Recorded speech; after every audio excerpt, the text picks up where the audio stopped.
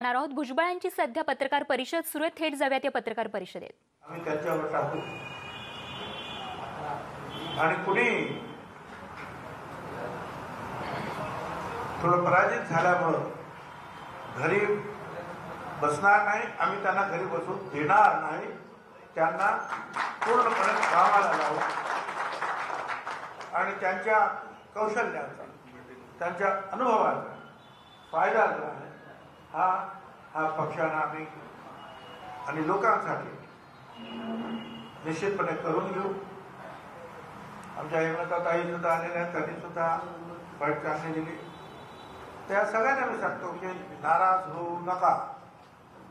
अतिशय विपरीत परिस्थितीमध्ये आपण लढलो, परंतु आपण महाराष्ट्रामध्ये बीजेपी जे सांगत होते की आम्ही स्वतःच्या बळावर सरकार स्थापन करू, तो त्यांचा जो वादा होता किंवा त्यांचं जे म्हणणं होतं तिथून ते बरेच खाली आले। शिवसेना सुद्धा खाली आली आणि काँग्रेस आणि राष्ट्रवादी काँग्रेस पक्षानं निश्चितपणे महाराष्ट्रामध्ये फिनिक्स पक्षासारखी परत एकदा झेप घेतलेली आहे। पूर्वीपेक्षा विरोधी पक्ष अतिशय मजबूत झालेला आहे। त्यामुळे लोकांचे प्रश्न सोडवण्यासाठी सरकारवर आवश्यक तो अंकुश ठेवण्याचं काम जे आहे आम्ही निश्चितपणे करतो। आपल्याला वाटेल ते आपण करू, वाटेल तसं वागू, हे आता चालणार नाही। हे जनतेनं सुद्धा दाखवून दिलेलं आहे आणि त्याचाच भाग म्हणून विधानसभेमध्ये सुद्धा आवाज उठवल्याशिवाय राहणार नाही। परत एकदा मी आपल्या मीडियाचे सुद्धा आभार मानतो, नाशिकच्या जनतेचे आभार मानतो। कार्यकर्त्यांनी जे रात्रंदिवस काम केलं त्यांचे मी मनापासून आभार मानतो आणि आपण सगळेच असे एकत्रितपणे काम करूया।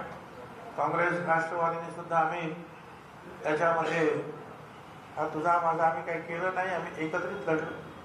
हा एकत्रितपणा यापुढे सुद्धा लोकसेवेसाठी कायम राहील। भुजबळ साहेब, राज्यात सध्या अशी परिस्थिती आहे की जरी कल महायुतीला असला तरी सुद्धा 50-50 वरून पुन्हा एकदा सेना भाजपमध्ये आत्ताच वादाची ठिणगी पडली आहे। भविष्यामध्ये राष्ट्रवादी काँग्रेस शिवसेना एकत्र येऊन सत्ता स्थापन करू शकते, असं काही चित्र आपल्याला दिसतंय का? हे पण राजकारणामध्ये कधी काय होईल हे काय सांगता येत नाही। आणि हल्ली जे काय जोशी जे आहेत म्हणजे ज्योतिष वगैरे ते सुद्धा काय खरं ठरत नाही। तुमचे जे काय पोल काय एक्झिट पोल ते सुद्धा कुठून कुठे गेले हे पण आपल्याला सगळ्यांना माहिती आहे। त्यामुळे आता सुद्धा राजकारणामध्ये काही होऊ शकतं। अर्थात काय होऊ शकेल हे काय मी आता सांगणं किंवा मला काय वाटतं हे काय मी बोलणार नाही, परंतु निश्चितपणे या 5 वर्षामध्ये निश्चितपणे काही उलाढाल्या नक्की होतील।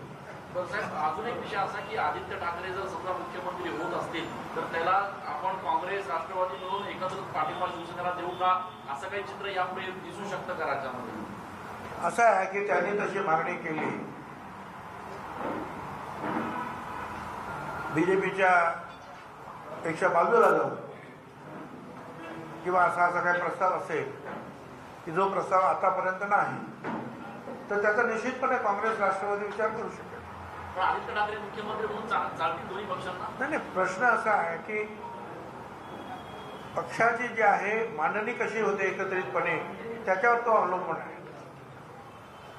मग आदित्य ठाकरे होता का उद्धवजी ठाकरे होता ते मला काय कल्पना नाही। प्रश्न असा आहे की कोण कुठे बसेल, सरकारी पक्ष म्हणून कोण बसत आहे आणि विरोधी पक्ष म्हणून कोण बसत आहे आणि त्याच्याबरोबर शिवसेना कुठे बसते।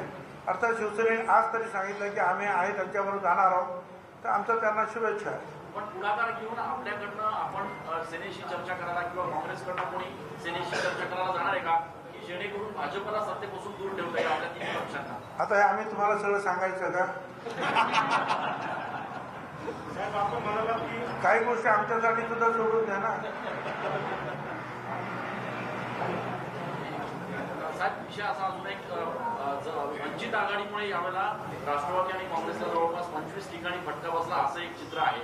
आपण जर वंचितला अजून थोडंसं जवळ येऊ शकलो असतो किंवा एकत्र काही करू शकलो असतो तर चित्र बदललं असतं असं वाटतं का?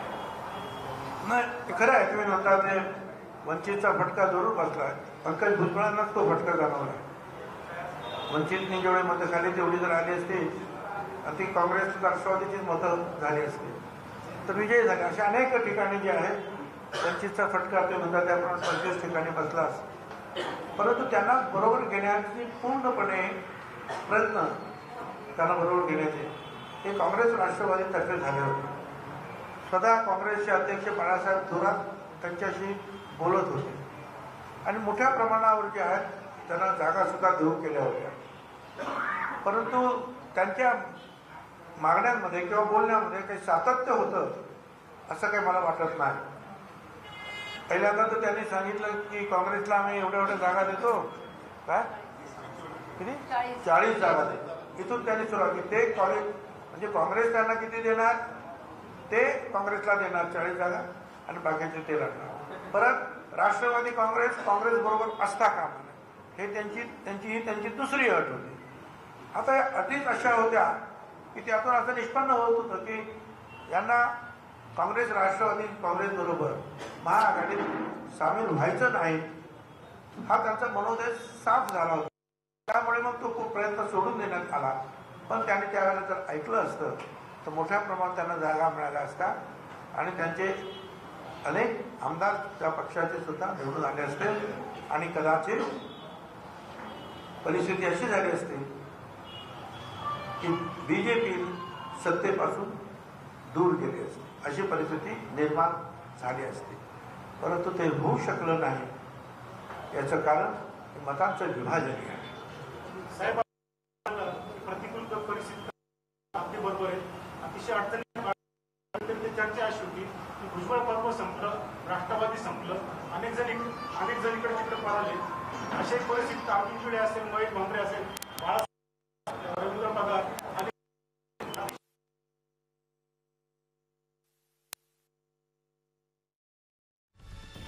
विधानसभा मतदारसंघातून विजयी झालेले भुजबळ यांनी आता नुकतीच आपण पाहतो त्यांची पत्रकार परिषद सुरू असून ते पत्रकारांशी संवाद साधतात आणि पत्रकारांशी संवाद साधत असताना लोकांचे प्रश्न सोडवण्यासाठी आणि सरकारवर अंकुश ठेवण्यासाठी आम्ही प्रयत्न करू असं ते म्हणालेत. आणि असं म्हणत जनतेचे त्यांनी आभार मानलेत. तर वंचितचा फटका आघाडीला बसला असल्याचं देखील भुजबळांनी यावेळी मान्य केलं.